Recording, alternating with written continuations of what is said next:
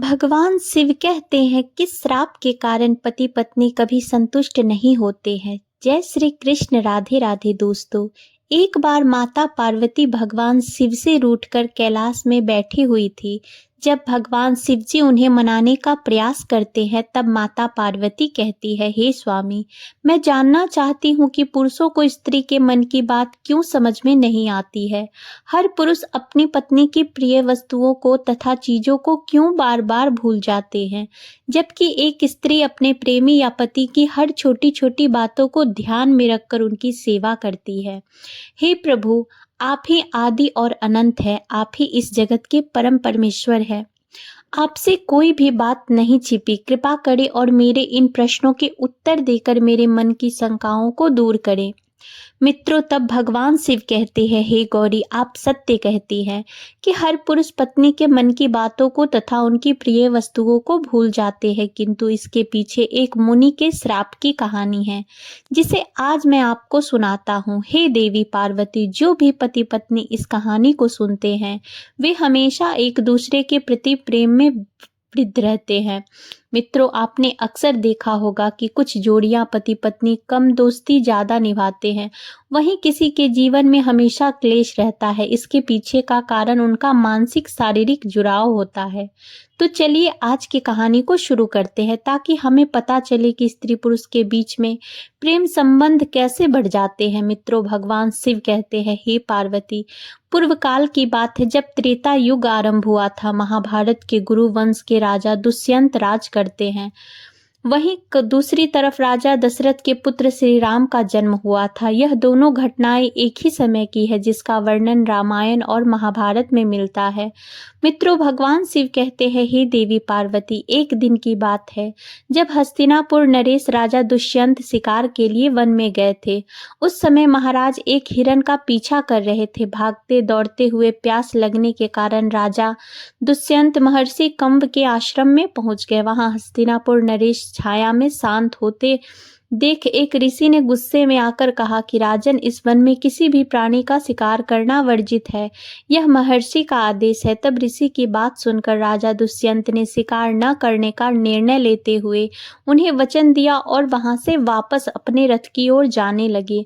तभी निराश होकर राजा दुष्यंत को वापस जाता देख उस ऋषि ने उन्हें आश्रम के अंदर आने के लिए कहा।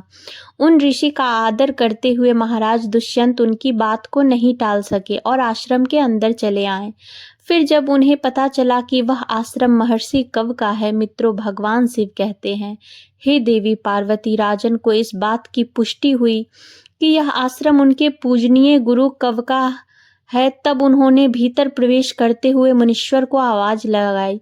तभी उनके समक्ष एक अति सुंदर और मन को मोहने वाली युवा स्त्री आ गई जिसका नाम शकुंतला था, जिसे देख महाराज दुष्यंत उस युवती पर अत्यंत मोहित हो गए। प्रत्येक अतिथि की तरह महाराज दुष्यंत का भी आदर करते हुए उस युवती ने उनका यथोचित से स्वागत किया और महर्षि कर्व की अनुपस्थिति के बारे में बताया। हे राजन, महर्षि तो तीर्थ पर गए हुए हैं, किंतु आपका यहाँ सुस्वागत है। मित्रों, भगवान शिव कहते हैं, हे देवी पार्वती, शकुंतला ने महाराज दुष्यंत की पूरी निष्ठा और सेवा भाव से सत्कार किया था। शकुंतला की सेवा भाव से प्रसन्न होकर महाराज दुष्यंत ने उनसे पूछ लिया कि देवी आप कौन है। तब वह कन्या बोली, महाराज, मेरा नाम शकुंतला है और मैं महर्षि कर्ण की पुत्री हूँ। शकुंतला की बात सुन महाराज दुष्यंत आश्चर्यचकित होकर एकदम से बोल पड़े, परंतु देवी, महर्षि तो आज जीवन ब्रह्मचारी हैं, फिर आप उनकी पुत्री कैसे हुई। महाराज दुष्यंत की दुविधा को देख शकुंतला ने उन्हें अपने अभागी जीवन गाथा को और स्वयं के माता पिता की सत्यता से अवगत कराते हुए कहा, हे राजन, वास्तव में मैं राजर्षि विश्वामित्र और स्वर्ग की अप्सरा मेनका की पुत्री हूँ। मेरे जन्म की बड़ी विचित्र कहानी है। जब ऋषि विश्वामित्र घोर तपस्या कर रहे थे तब देवराज इंद्र ने उनकी तपस्या को भंग करने हेतु अप्सरा मेनका को धरती लोक पर भेज दिया था। तभी ऋषि ने उनके साथ प्रेम संबंध स्थापित किए थे, जिस कारण से मेरा जन्म हुआ था।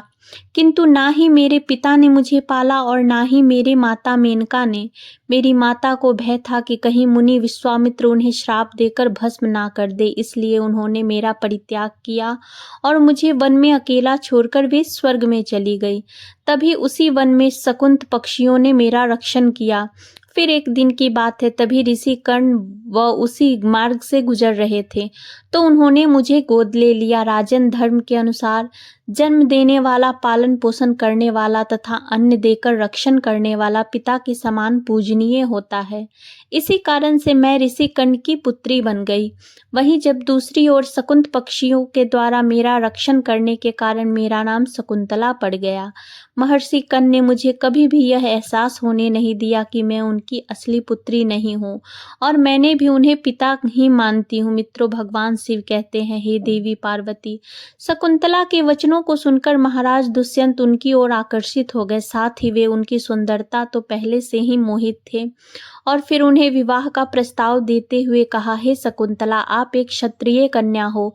हे सुंदरी, तुम्हारे सौंदर्य को देखकर मैं अपना हृदय तुम्हें दे चुका हूँ। यदि तुम्हें किसी भी प्रकार की आपत्ति ना हो तो मैं तुमसे विवाह करना चाहता हूँ। मित्रों, ऐसे प्रस्ताव को सुन पहले तो शकुंतला अचंभित हुई, परंतु मन ही मन में वह महाराज दुष्यंत को देखकर तथा उनके शौर्य की प्रशंसा सुनकर उन्हें पसंद करने लगी। सर्वप्रथम शकुंतला ने महाराज दुष्यंत को ऋषि कण्व की अनुपस्थिति का कारण बताते हुए इनकार किया था, किंतु राजा दुष्यंत ने उन्हें यह कहकर मना लिया कि आप क्षत्रिय कन्या हैं और धर्म के अनुसार किसी भी क्षत्रिय कन्या को अपना वर चुनने का अधिकार स्वयं को ही है। और वैसे भी जब ऋषि कर्ण को पता चलेगा कि आपने मुझसे विवाह किया है तो वह क्रोधित नहीं होंगे। दुष्यंत के समझाने के पश्चात शकुंतला विवाह के लिए मान गई और उन्होंने गंधर्व विवाह कर लिया। मित्रों, भगवान शिव कहते हैं, हे देवी पार्वती, कुछ समय महाराज दुष्यंत ने शकुंतला के साथ विहार करते हुए वन में ही जीवन व्यतीत किया। फिर एक दिन वे शकुंतला से बोले, हे प्रियतम, मेरे कंधों पर हस्तिनापुर राज्य की जिम्मेदारी है और अब मुझे अपना कर्तव्य पूरा करने हेतु हस्तिनापुर जाना ही होगा। यह कहकर महाराज ने शकुंतला को अपने प्रेम के प्रतीक रूप में अपनी दिव्य स्वर्ण मुद्रिका दी और हस्तिनापुर वापस चले गए। उन्हें आश्वासन दिया कि जैसे ही ऋषि कण्व अपनी यात्रा से वापस आएंगे तब वे शीघ्र ही अपने साथ विदा कर हस्तिनापुर ले जाएंगे। मित्रों, उसके बाद समय बीतता गया और इसी बीच शकुंतला को पता चला कि वह गर्भवती है और शीघ्र ही ऋषि कण्व भी अपनी तीर्थ यात्रा से अपने आश्रम में आते ही प्रसन्नता पूर्वक शकुंतला ने उनसे महाराज दुष्यंत के साथ अपने गंधर्व विवाह के बारे में बताया। यह समाचार सुनकर ऋषि कण्व पहले तो बहुत प्रसन्न हुए, परंतु उसके बाद महर्षि कण्व ने शकुंतला को धर्म का ज्ञान देते हुए कहा कि हे पुत्री, विवाह के पश्चात किसी भी कन्या को अपने पिता के घर में रहना उचित नहीं होता है, और बोले, एक विवाहित कन्या का विवाह के बाद उसके पिता का घर पराया हो जाता है तथा उसका अपना पति का ही घर होता है। जो स्त्री पति के सुख दुख में साथ रहती है वह पति और पिता का गौरव बढ़ाती है। हर परिस्थिति में एक स्त्री को अपने पति का साथ देना चाहिए। उसे इतना कहकर ऋषि कण्व ने समझाया, हे पुत्री, तुमने उचित ही पुरुष का वर्णन किया है जिसका आज तीनों लोकों में गुणगान है। मित्रों, महर्षि कण्व ने खुशी खुशी अपनी पुत्री शकुंतला की विदाई करते हुए उन्हें अपने 4 शिष्यों और एक दासी के साथ हस्तिनापुर के लिए रवाना कर दिया। आश्रम से हस्तिनापुर के लिए आगे बढ़ते हुए मार्ग में एक शिष्य ने शकुंतला से सरोवर के पास रुककर विश्राम करने का आवेदन किया। शकुंतला भी थक चुकी थी, इसलिए उन्होंने सहमति दे दी और अपनी दासी प्रिय वंदाल विश्राम करने लगी। जब शकुंतला सरोवर में पानी पीने गई तब उन्हें पता भी नहीं चला और उनके हाथ से महाराज दुष्यंत के द्वारा प्रेमचंद के रूप में दी हुई अंगूठी सरोवर में उनके हाथ से निकलकर गिर गई। वहीं दूसरी तरफ उस मुद्रिका को सरोवर की एक मछली ने निगल लिया। फिर अगले दिन जब शकुंतला हस्तिनापुर पहुंची और वहां के राज दरबार में गई, परंतु राजा दुष्यंत ने उन्हें पहचानने से इनकार कर दिया।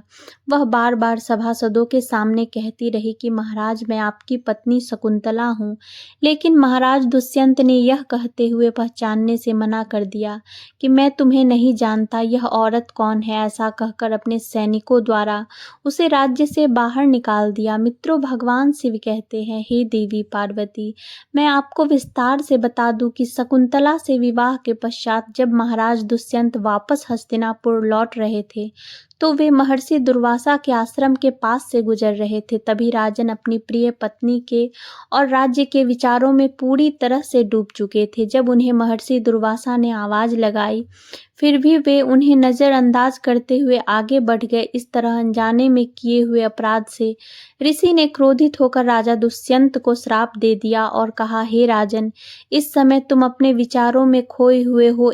मुनि की आज्ञा का पालन ना करते हुए आगे बढ़े हो। तुम अपनी सबसे प्रिय वस्तु को भूल जाओ। यह मेरा श्राप है। मित्रों, भगवान शिव कहते हैं, हे देवी पार्वती, महर्षि दुर्वासा के श्राप रूपी कठोर वचनों को सुन महाराज दुष्यंत अत्यंत घबरा गए और ऋषि दुर्वासा के चरणों में नतमस्तक हुए। और फिर राजा दुष्यंत के बार बार विनती करने पर ऋषि दुर्वासा ने कहा कि राजन, मैं श्राप तो वापस नहीं ले सकता, लेकिन जब तुम कोई सूचक चिन्ह देखोगे तो उसे तुम पहचान जाओगे, अर्थात तुम्हारी यादें और शक्ति वापस आएंगी।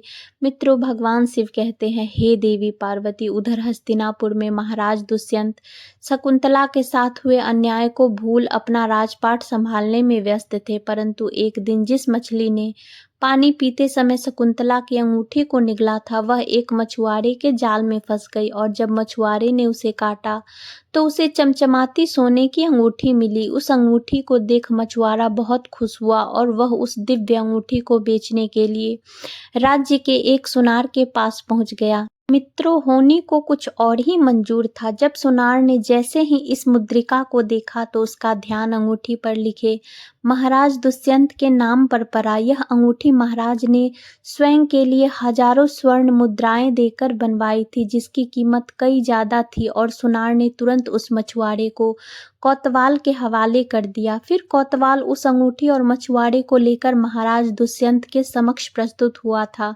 पहले तो महाराज दुष्यंत उस अंगूठी को नहीं पहचान पाए, परंतु उस मुद्रिका को हाथ में लेते ही महाराज दुष्यंत को शकुंतला से जुड़ी सारी बातें याद आ गई और उन्होंने मछुआरे से पूछा कि तुम्हें यह अंगूठी कहाँ मिली। तब उसने बताया कि महाराज, मुझे यह अंगूठी महर्षि कश्यप के आश्रम के पास स्थित तालाब के मछली के पेट से मिली। तब महाराज ने उसे मुक्त करने का आदेश दे दिया और कहा, तुम्हें हमारी पत्नी को ढूंढने में मदद करनी होगी। मित्रों, भगवान शिव कहते हैं, हे देवी पार्वती, देवी शकुंतला को कई सालों तक ढूंढने का कार्य शुरू था, किंतु शकुंतला ने अपने पिता के घर वापस ना जाकर महर्षि कश्यप के आश्रम में गुप्त रहने का निश्चय किया और महर्षि कश्यप को दिव्य दृष्टि से सारी बातों का अनुमान था, इसलिए उन्होंने शकुंतला को अपने आश्रम में आश्रय दिया।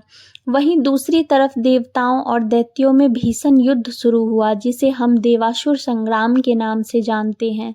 जब देवराज इंद्र ने महाराज दुष्यंत को देवताओं की ओर लड़ने का आमंत्रण दिया, तब वे तुरंत अपने सारे दिव्य अस्त्र शस्त्र लेकर युद्ध में भाग लेने के लिए चल दिए। जब इंद्र सहित देवता ने भी महर्षि दधीच के पास जाकर उनके हड्डियों से वज्र और अन्य सारे अस्त्र प्राप्त किए, महाराज दुष्यंत, इंद्र और जामवंत जी ने भी भीषण युद्ध कर सभी असुरों का वध किया और फिर से स्वर्ग में धर्म की स्थापना की। और फिर देवताओं के द्वारा सम्मान देकर राजन दुष्यंत को एक विमान भेंट करके पृथ्वी लोक पर वापस अपने राज्य को जाने की आज्ञा दे दी। मित्रों, भगवान शिव कहते हैं, हे देवी पार्वती, जब राजन अपने विमान में बैठकर वापस हस्तिनापुर लौट रहे थे, उसी समय महर्षि कश्यप के आश्रम के पास एक छोटा बालक 4 शेरों के बीच अकेला खेल रहा था, जिसे देख राजा दुष्यंत अत्यंत आश्चर्यचकित हो गए। उस बालक को देखकर राजा के हृदय में प्रेम की भावना उमड़ पड़ी और वे वहां पहुंच गए और बालक को गोद में उठाने के लिए आगे बढ़े तो शकुंतला की सखियां पीछे से चिल्ला उठी और बोली, हे भद्र पुरुष, आप यह क्या कर रहे हैं? आप इस बालक को ना छुएं, अन्यथा आप जलकर भस्म हो जाओगे। यह बालक महर्षि कश्यप के विशेष आशीर्वाद के कारण दिव्य शक्तियों का ज्ञाता है। आपकी इसी में भलाई है, आप इस बालक से दूर रहें, यही आपके लिए उचित है। मित्रों, भगवान शिव कहते हैं, हे देवी पार्वती, क्योंकि बालक की भुजा में एक अत्यंत जहरीला सांप डोर बंधकर बंधा हुआ था और जो भी बालक को छू लेता था उसी सांप के कारण वह मर जाता था। फिर भी यह बातें सुनकर भी दुष्यंत स्वयं को ना रोक सके और उन्होंने बालक को अपनी गोद में उठा ही लिया। उसी समय सभी सखियां आश्चर्य से देख रही थी कि भरत की भुजा में बंधी सर्पडोर पृथ्वी पर गिर गई है। सभी को ज्ञात था कि बालक को जब उसका पिता अपनी गोद में लेंगे तब वह काला डोरा पृथ्वी पर गिर जाएगा। उस समय सखियां प्रसन्न होकर भागते हुए शकुंतला के पास गई और सारा वृतांत शकुंतला को सुनाया। यह सुनकर शकुंतला भी दौड़ते हुए महाराज दुष्यंत के पास आ गई और जब शकुंतला को देखते ही महाराज दुष्यंत ने उन्हें तुरंत पहचान लिया।